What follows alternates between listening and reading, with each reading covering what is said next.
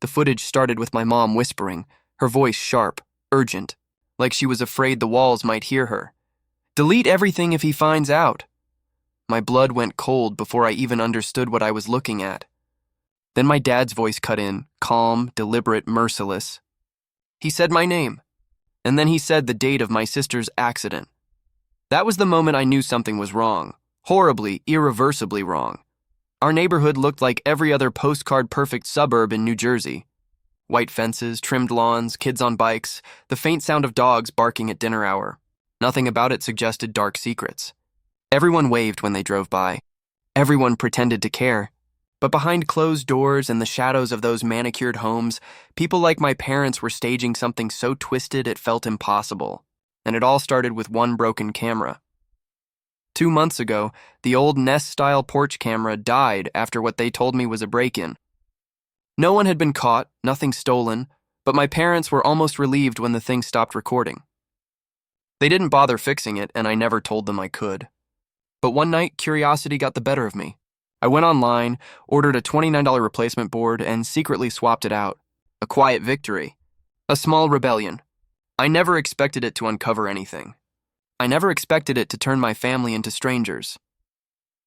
That night, after everyone had gone to bed, I sat in my room with the glow of my laptop lighting my face.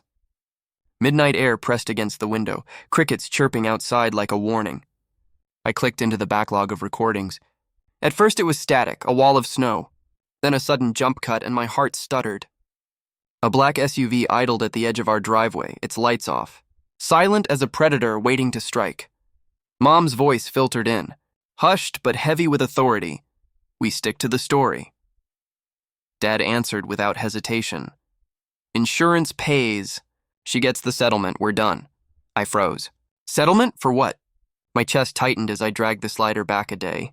The feed flickered, then sharpened into a scene I wasn't ready for.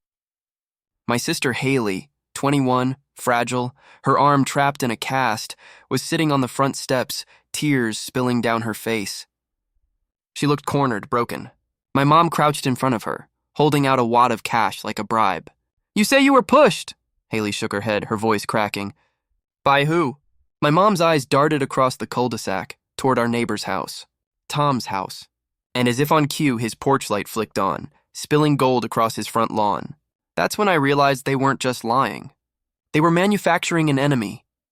Sirens wailed faintly in the distance, growing louder, like the universe itself was reacting. Dad's voice cut through the static, steady as stone. "If the DA calls, we answer together." "Answer what?" I stared at the screen, my body trembling, my reflection ghosting back at me from the darkened window. My palms were slick, and I could barely control the mouse as I hit play again. The camera shifted, catching the edge of the porch where my father leaned against the railing. His face was hard, unreadable, carved from something cold. He glanced around once, then locked eyes with my mother. His lips moved with words that landed like a blade pressed against my throat. "If Liam ever sees this, we're all finished." My name. My father's voice. My family's conspiracy, spoken aloud. For a moment, I sat in paralyzed silence, my heart beat a violent drum in my chest. Every sound in the house felt amplified. The creak of pipes, the tick of the thermostat, the faint rustle of tree branches outside my window. I wanted to shut the laptop, to close my eyes, to pretend none of it was real. But I couldn't, because if I looked away, I'd never know what else they were hiding. The air in my room grew suffocating as I scrubbed through more footage. Each second felt like a descent into a world I didn't recognize. My mom's polished smile, my dad's quiet strength, masks I had trusted all my life, were stripped away frame by frame. What stared back at me from the screen were predators in plain sight. Architects of lies, parents I no longer knew. The words circled in my head. Impossible to silence. If Liam ever sees this, we're all finished. And yet here I was, seeing everything. By the time the footage ended, my hands were trembling so hard I could barely shut the laptop. The room seemed colder, the walls closer, like the house itself knew what I had uncovered. My childhood home no longer felt safe. My family no longer felt like family. I sat on the edge of my bed, staring into the dark, my mind running in jagged loops. What settlement?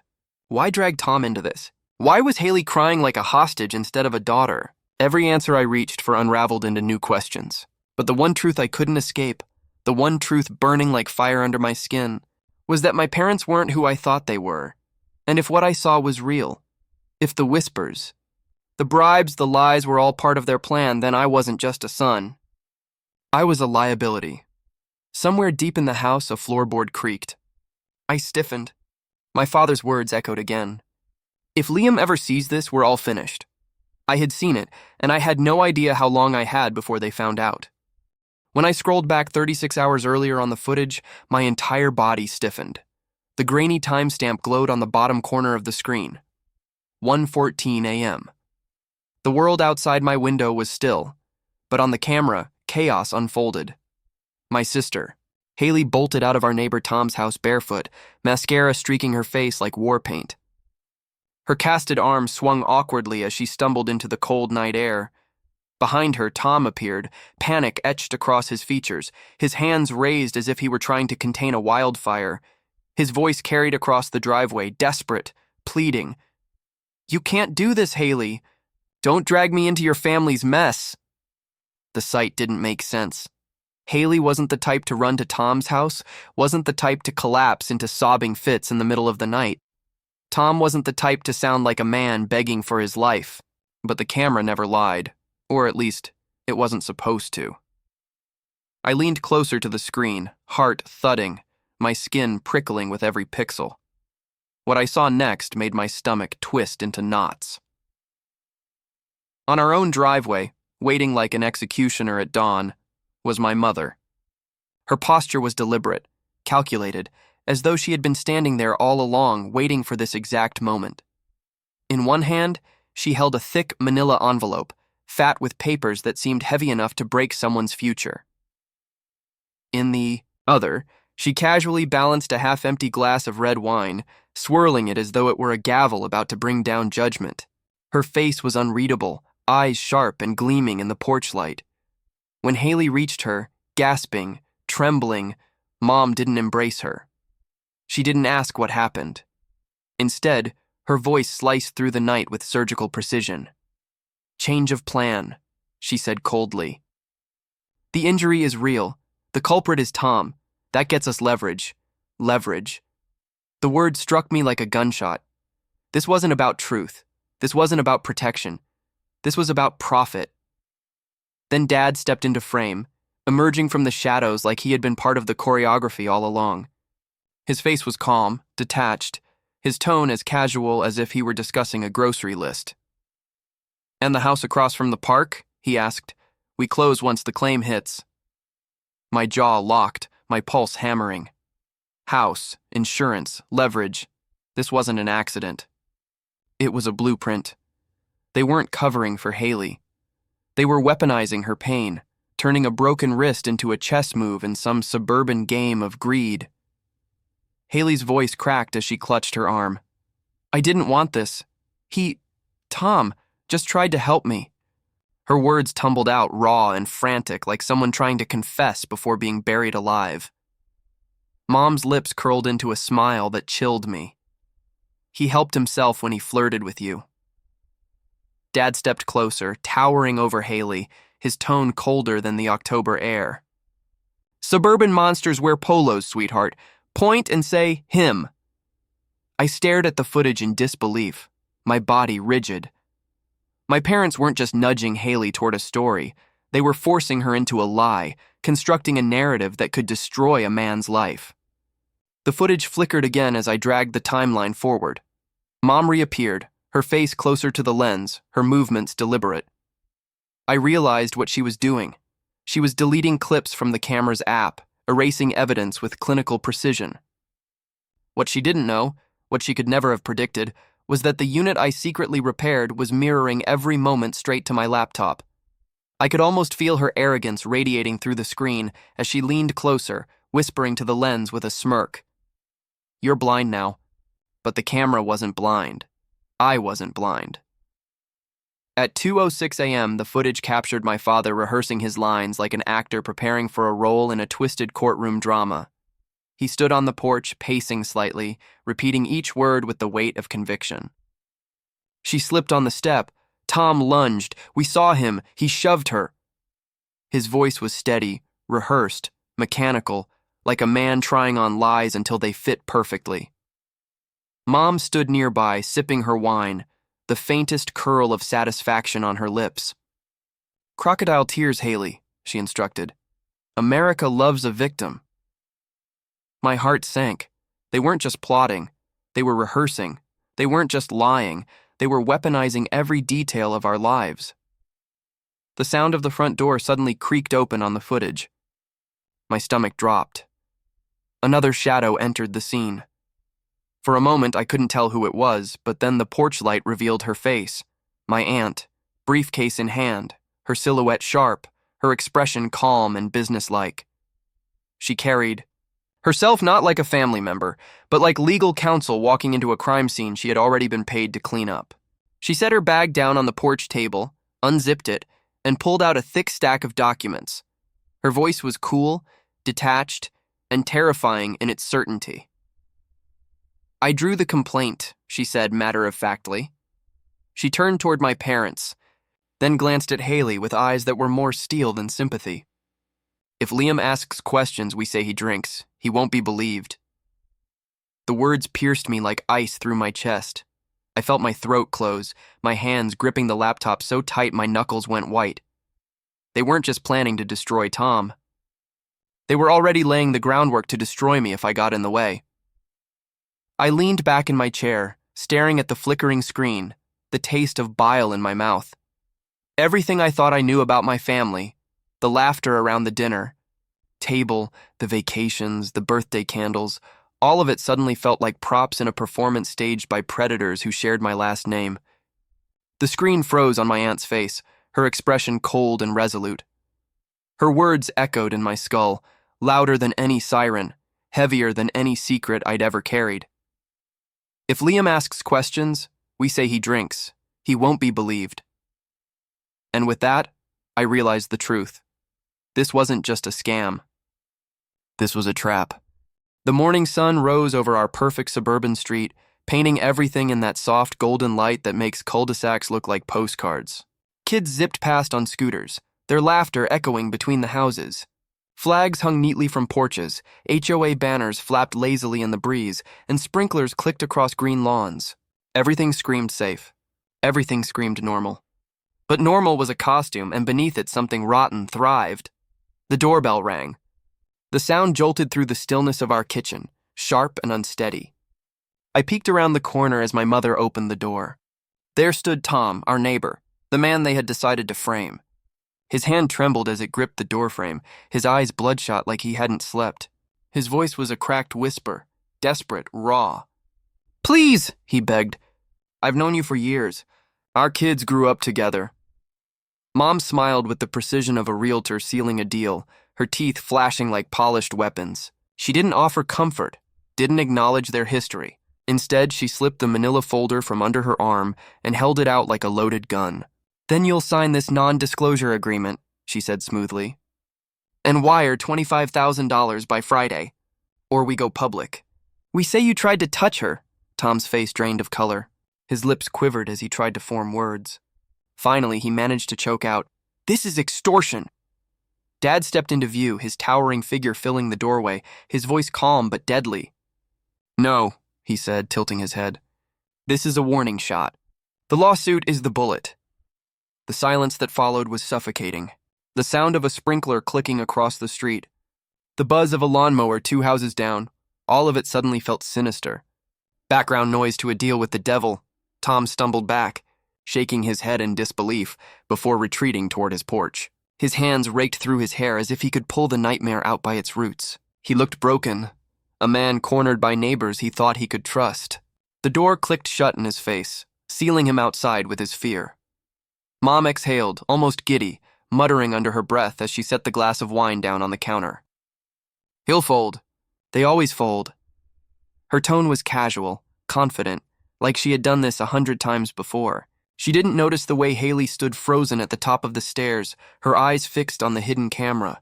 She didn't see the guilt swallowing her whole as she clutched her cast tighter, her lips trembling with words she couldn't say aloud. I scrubbed through the footage again, each second unraveling threads I wasn't prepared to hold. Messages, whispers, fragments of evidence surfaced like bodies rising in a lake.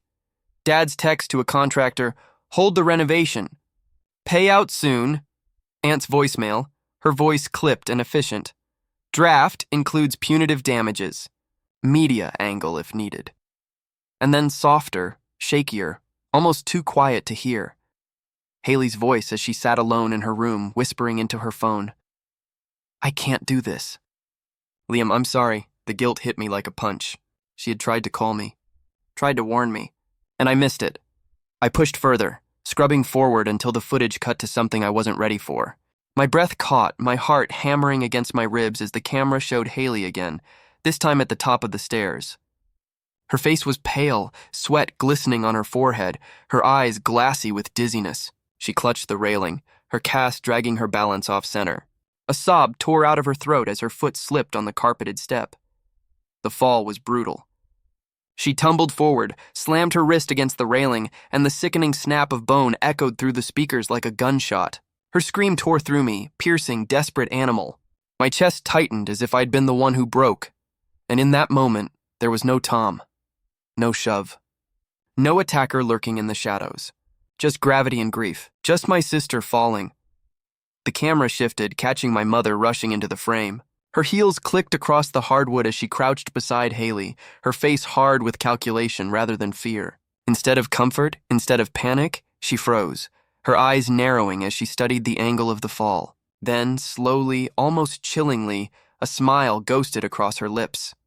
"Don't move," she hissed, her tone sharp, commanding. "We can use this," Haley whimpered, clutching her broken wrist, begging for help. But Mom wasn't looking at her anymore. She was staring straight into the lens of the porch camera, staring directly at me across time and space, as though she knew someone would watch. Her face was cold, her eyes black holes, and her voice slithered out like poison. "Roll with me, baby. We'll be rich." The room spun around me as I sat frozen before the screen. My pulse roared in my ears, my body trembling, every hair on my arm standing straight. It was worse than lies, worse than manipulation. This was exploitation in its purest, cruelest form. My mother had turned my sister's broken body into profit, into a bargaining chip for money and property, and then came the final blow. Another voice cut into the footage, a voice that sent my blood plummeting like ice water through my veins. My father stepped into frame, his face shadowed, his words like knives carving into the silence. "Rich enough to replace a son?" he asked coolly. He turned to my mother, his jaw tight, his eyes dark. "If Liam won't play along, we cut him loose." My stomach dropped. My skin burned. They weren't just planning to destroy Tom. They were planning to erase me. I sat in my room, my laptop glowing like a cursed artifact, my breath ragged, my body shaking. Every illusion I had about my family had shattered. And with those final words, I understood something I wished I never had to know. In my parents' eyes, I wasn't their son. I was just another liability. I didn't sleep that night. My body refused it. My mind locked in a loop of images I couldn't unsee. My mother's cold smirk, my father's threat to replace a son. Haley's cry as her wrist snapped. Every time I closed my eyes, their voices followed, replaying like a curse. So instead of sleeping, I wrote. My fingers hovered over the keyboard, trembling, then finally unleashed everything. I opened Reddit, created a throwaway account, and posted an RR true off my chest. The title was short but explosive. My parents framed our neighbor to score an insurance payout. Do I expose them? For the first time in hours, my lungs filled with something close to air. The words spilled out. Every detail I had, every snippet of footage, every whisper of their plan.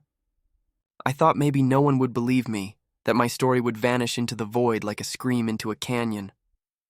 But within minutes, the post exploded. Comments piled up like a storm surge. People demanded proof, begged for updates, cursed my parents, and begged me to get out of the house before they destroyed me too. My inbox flooded with DMs. One was from a private investigator offering to help for free. Another was from a journalist who swore they could blow this story wide open.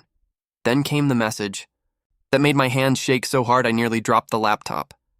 You're not the first family they tried this with.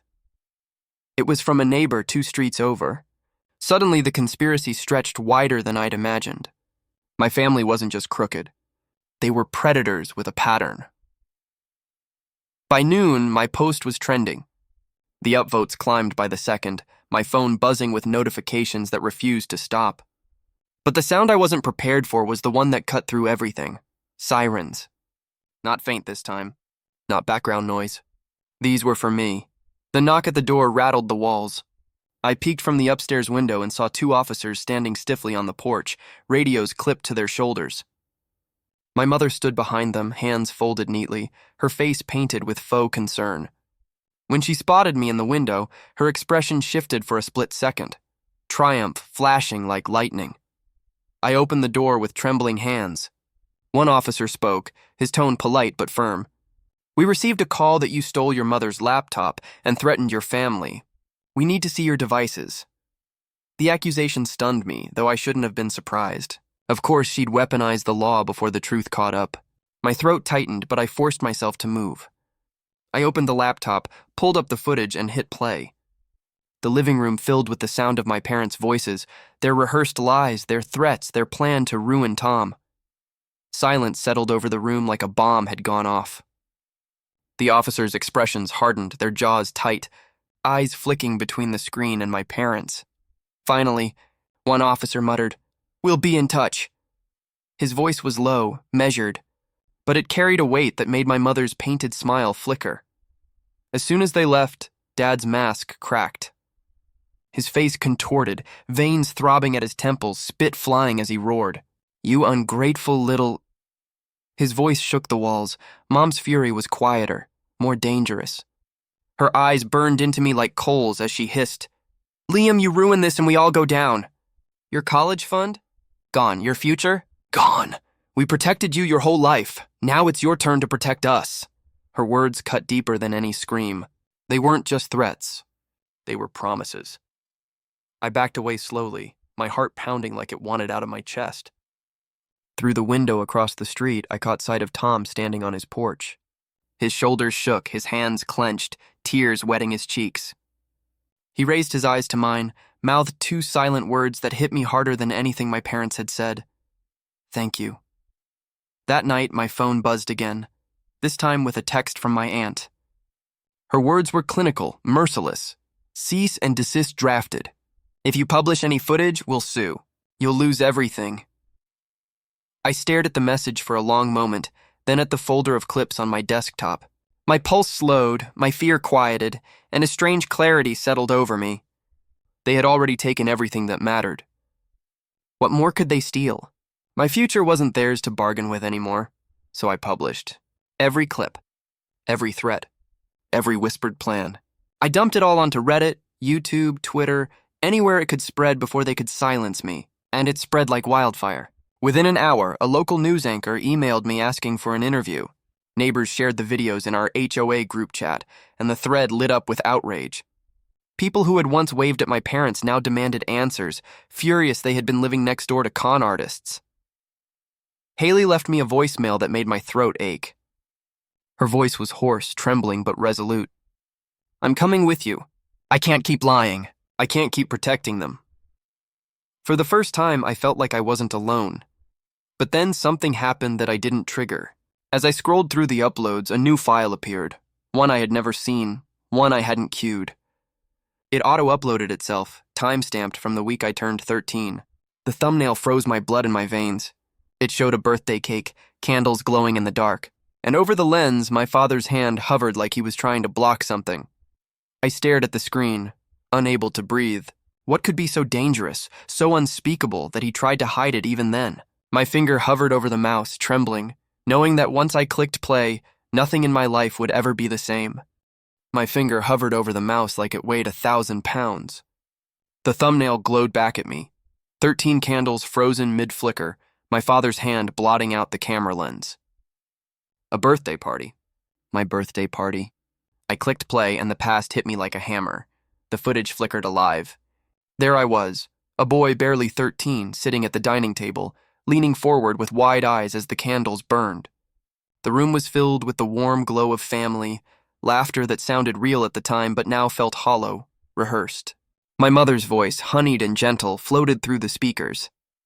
"Make a wish, Liam." I remembered that moment, the sweet smell of frosting, the nervous excitement of turning into a teenager. But now, knowing what I knew, the sound of her voice made my skin crawl. Then my father's hand covered the lens. The screen turned into a blur of flesh and shadow, muffling the sound, but he wasn't fast enough.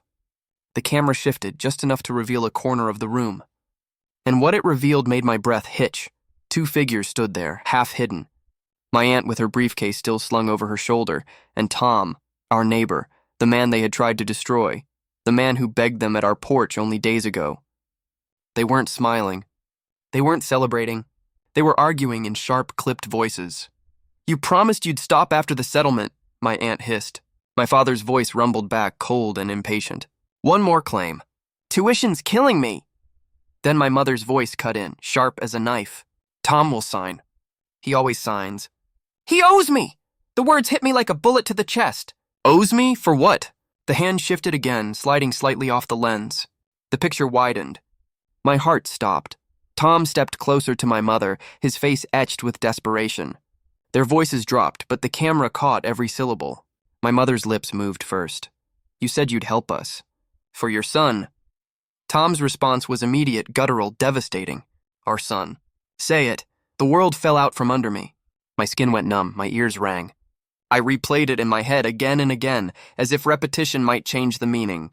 But it didn't. The truth was raw, brutal, undeniable. My neighbor, Tom, wasn't just a victim. He wasn't just a pawn in their schemes. He was my biological father. The footage kept rolling, merciless. The younger version of me leaned forward, grinning as I blew out the candles, oblivious to the storm brewing in the shadows. My mother leaned in and kissed the man I had called Dad all my life, a gesture for show, for appearances, while Tom stood in the doorway, silent, invisible, a ghost forced to watch the child he could never claim. My stomach twisted. My childhood wasn't mine. It was a script. My life had been staged by liars who built their empire on betrayal. The screen cut back to present time, the footage ending abruptly. My laptop pinged with notifications, the outside world colliding with my unraveling reality. News vans parked at the end of the street, subpoenas flashing in my inbox, a DA investigator's name popping up in my email. My heart hammered so loud it drowned out the sound of the knocking, my mother pounding at my locked door. "Delete it, Liam," she screamed, her voice wild, cracking. "Think about your sister." But then came a softer voice, fragile, breaking through the chaos. Haley, whispering through the crack of the door. "I'm done lying." Her words were a lifeline in a storm I thought would drown me. I packed the hard drive into my bag, my hands trembling. My legs moved before my brain caught up. I crossed the street, each step feeling like it weighed miles. When Tom opened his door, tears were already streaking down his face. His voice broke as he spoke. "I didn't know how to tell you," he said. "Your mother, she said we'd ruin you." The world tilted. My chest ached, torn between fury and sorrow. But before I could answer, the distant wail of sirens drew closer, louder. This time they weren't for me. This time they were for real crimes. Fraud, conspiracy, extortion. My parents' empire was collapsing. Behind me, chaos erupted. My mother shrieked from the lawn, her hair wild, her mask shattered. My father roared about lawyers, spit flying as he shouted promises of lawsuits. My aunt clutched her phone like a lifeline, already bargaining, already strategizing as though she could negotiate her way out of hell. The DA's car pulled up, red and blue lights flashing across the manicured lawns. Officers stepped out, their presence slicing the air like an executioner's blade. I stood taller, clutching the hard drive to my chest. My voice cracked but didn't falter. "I'm pressing charges," I told them, "on behalf of my neighbor and myself." The officer's eyes met mine.